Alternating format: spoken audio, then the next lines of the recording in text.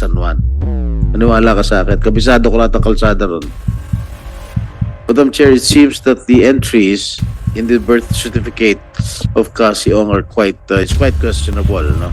Walang manghihilot, walang Rosario Mendez, at wala rin yung address San Juan na nakalagay sa kanyang birth certificate. Ilan lang yung hospital namin sa San Juan, eh. Chinese Gen po, Mr. Chair. Ang layo naman nun. From San Juan, din lang ka ba sa Chinese General? Ng nanay mo? Hindi ko po alam sa kanya. Kasi, base sa... First time yung sumagot sa amin. Opo. Sumagot kayo ng maayos po. Seryoso po itong mga tanong, hindi katatawanan. Ano po? Sabi mo kasi magka-partner kayo sa Opo, negosyo. sa Whirlwind po. Whirlwind. Opo. Doon lamang, wala na kayo ibang pinag-partneran? Like, No, you meron answer kang the negosyo question. ka. We ask the Kung meron kang question. negosyo, meron ka pang ibang pinartneran, kung anong partner yon kasi magkasama kayo sa isang bahay, tama po ba? Kasi isa yung address nyo eh. And lagi kayong no? I mean, close kayo ng ninong mo, kasi? Close kayo? Tumitira kayo sa isang bahay eh. Siya yung napili nyong kasama, si Ninong, sa isang barkada trip. Normal ba yun? Kung ang relationship mo lang Ninong? Normal ba yun na magyaya ka ng ninong mo, kasama mo yung boyfriend mo, na kine-claim mong boyfriend? Normal sa'yo yun? Ninong, sama ka, third wheel ka namin ng boyfriend ko. Bakit siya yung ang kasabay mo, hindi pala si Wesley na boyfriend mo? Enzo Recto, kalaban ang katiwalian at kasinungalingan, kakampi sa katotohanan at kabutihan. Finally, Miss Cassie Leong, Miss Cassandra, kilala niyo po si Xiaolong? hindi po, Madam Chair. Paano po posible yon? Kasi binabanggit po si Xiaolong in connection pareho sa Lucky South 99 at sa Whirlwind Corporation. Mula sa simula, yun lamang yung sinasabi mong konektado ka. One more time, Miss Cassie, kilala mo ba si Xiaolong na associated hindi lamang sa Lucky South 99, kundi pati sa Whirlwind? And I remind you, you are under oath. Ito yung unang pagsagot mo sa amin, so magandang totoo yung isasagot nyo sa amin. Kilala nyo ba si Xiaolong? No po, Madam Chair. Okay, tatanungin pa namin ikaw ulit sa mga susunod. Director, hindi, bago ko yung follow-up question ko kay Director, Miss Cassie, kasi meron din akong anong sa iyo tungkol dun sa isa pang tao. We just got this information quite recently. Alam mo ba na ang ninong mo na si Duan Renwu ay wanted fugitive sa China? No po, Madam Chair. Ninong mo. Pero ninong niya si Duan Renwu. Balik kay... You want to say something else, Miss Cassie? On the mic, please. Wala po, Madam Chair. Alright, matatanong ka Madam pa Chair, namin. Hindi- Senator hindi- Joel, before I hindi go lang back po to Director. Hindi lang po ako makamove Director on because Casio. hindi niya gaanong kilala and yung relationship niya kasi kay Duan Renwu, ninong mo lang siya. Hindi ka ba niya empleyado o ka-partner? Partner po sa business. Partner sa business. Sa Whirlwind po. Sa Whirlwind. Opo. Okay. Sa hindi ka Whirlwind niya na empleyado? konektado si Xiaolong. Hindi ka empleyado ni Hindi, Duan si Renwu? Duan Renwu po. May ninong po.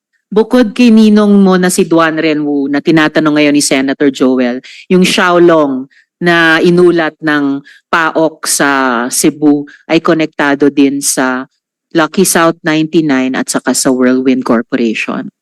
Hindi ko po kilala, Madam Chair. That's impossible since ikaw ang boss sa...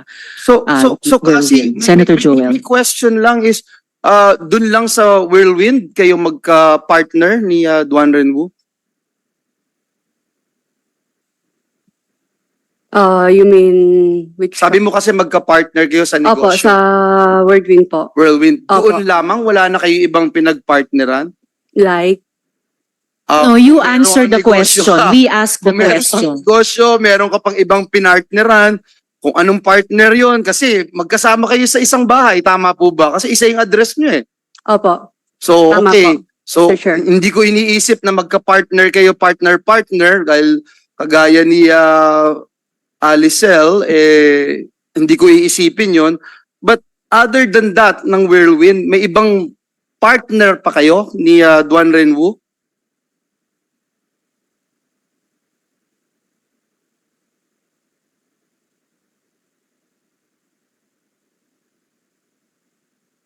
Alam niyo, mahirap magsinungaling dito kasi marami kaming dokumento, marami kaming ipapakita Meron sa po. inyo. Yes, so meron. Opo. Ilang mga negosyo yung meron kayong partnership ni Duan Renwu?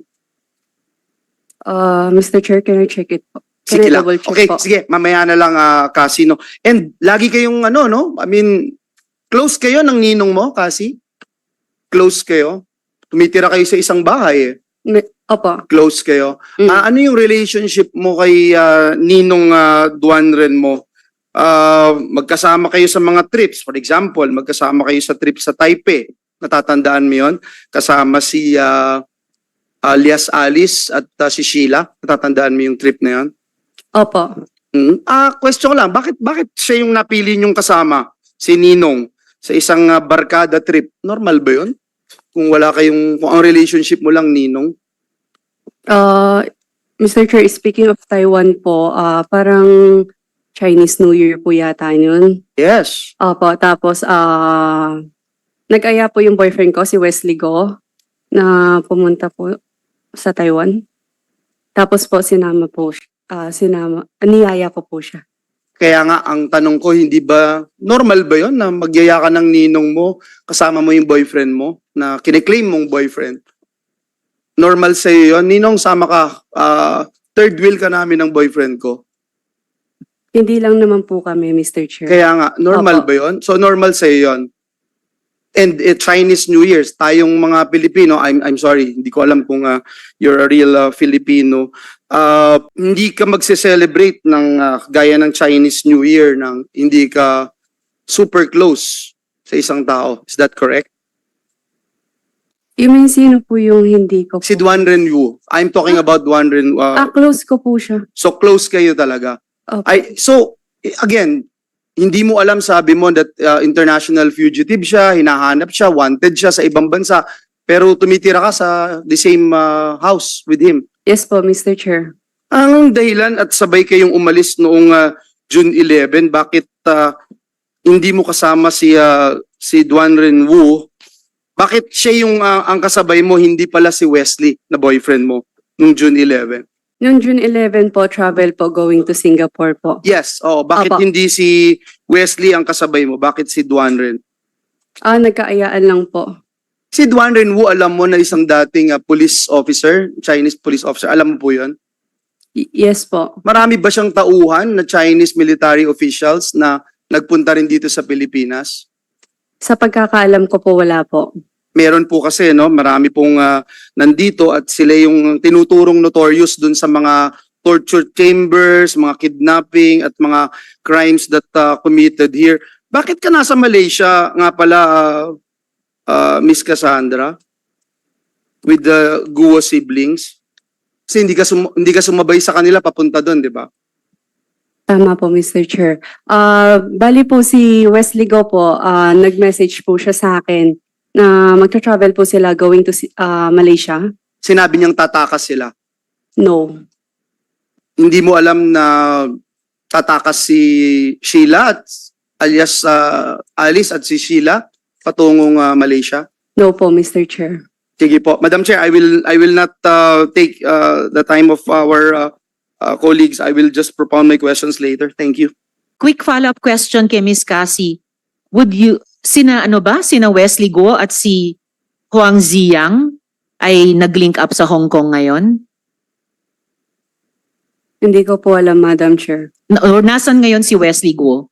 Hindi ko po alam. Hindi ka Sa tinatawagan, SP di ba, Pro Tempore. Madam Chair. Di ba boyfriend mo? Yes po, Mr. Hindi ka Chair. natatawagan kung nasan na siya. Hindi ka worried kung nasan siya. O baka napatay na siya o ano. Kung may nangyari na sa kanya. Mr. Chair, Are you not concerned about his safety? Yes. Miss Mr. Cassie. Mr. Chair, yung mga phone ko po is nasa MBI right now. So wala po kaming contact. And I have new phone pero wala pong other contact po. Don't you know his number? No, Mr. Chair. Paano nagtatawag ako? Hindi mo alam number niya? Hindi ko po memorize. Paano kayo Mr. Chair. siya tumatawag sa'yo? Siya tumatawag sa'yo before? Ba't di mo alam ang number niya? Posible naman. Mr. Chair, if ever na nagkatawagan, nakasave na, so hindi ko rin po memorize. Alright. Okay, Cassandra. What is your full name? Catherine Cassandra Leong po. Ilan taon ka Mr. na ngayon? 24 years old po. Birthday? May 23, 2000 po. Ano pangalan magulang mo? Ang mom ko is Lee Xia-ing. Ang dad ko naman, I think, is Richard. You think? Hindi ko po alam yung full name ng dad ko kasi hindi ko po siya nakasama. Yung nanay mo? Lee Xia-ing. Lee Xia-ing. Ong Ying. Lixiying.